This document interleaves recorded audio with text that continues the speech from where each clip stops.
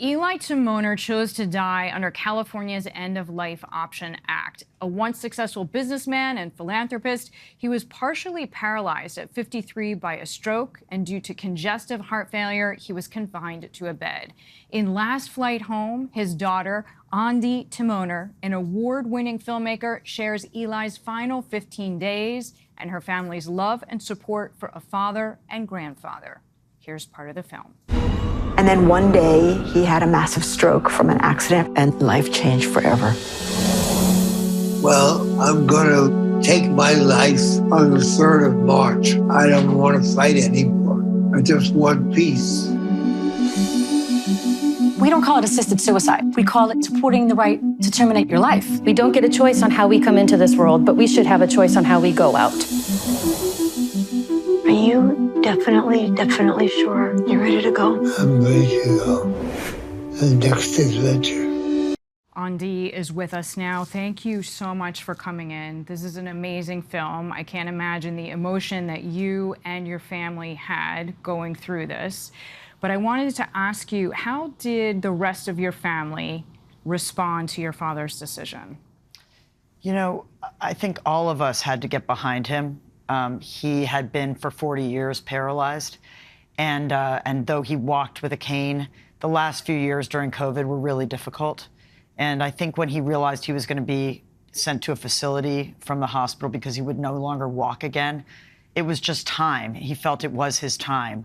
And he begged us. He pleaded with all of us, and we just loved him so much. He was always so positive.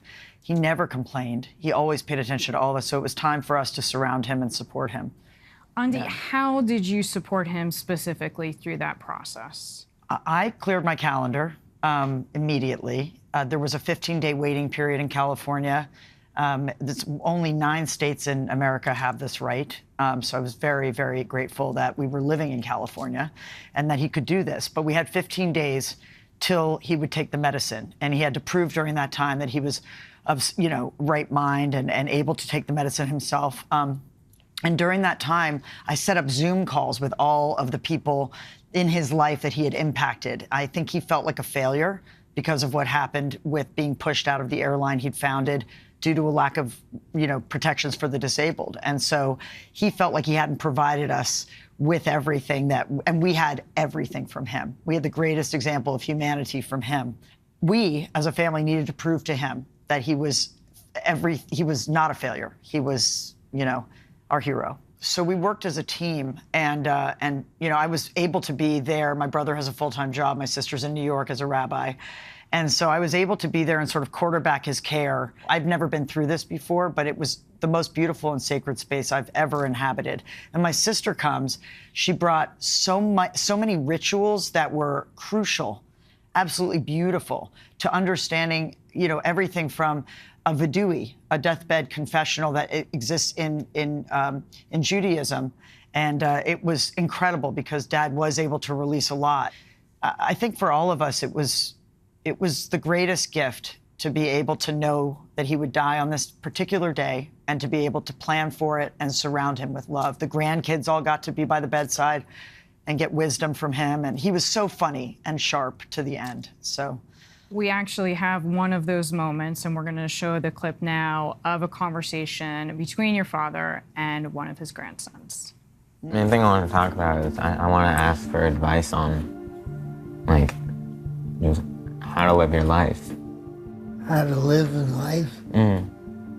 Start off with respect for the one people you don't know and love the people you do know. Whatever that means. I know what that means. You will always have my love. It's so hard to watch this without crying and also feeling the joy that you had this amazing person in your life, not just in your life, but as your father. What do you hope that your film changes for other families? You talked a little bit about some of the logistics, which legally are still somewhat complicated. Yeah, it's a basic human right, and I know that we're talking a lot about the right over our own bodies these days, and this sort of falls under that. Should the government be between us and our right to die?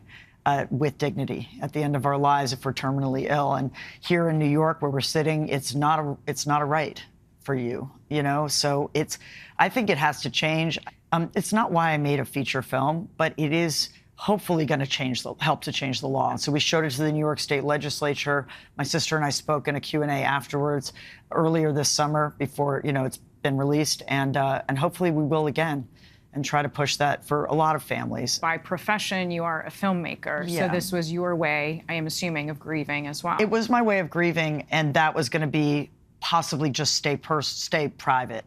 But the reality is, it was so profound what we went through and what we learned that to hold it back, given my profession, I felt would have been unethical at a certain point. And so we approached Rachel with it, Rabbi Rachel, and she thought it was beautiful, but still didn't want it to see the light of day. But when she realized that my mother was watching it, and then she showed it to some people, and she saw the impact it was having to help them and heal them and help them to understand end of life, but also really lessons about how to live. Before we wrap up the conversation, I want to ask how your dad wanted to be remembered.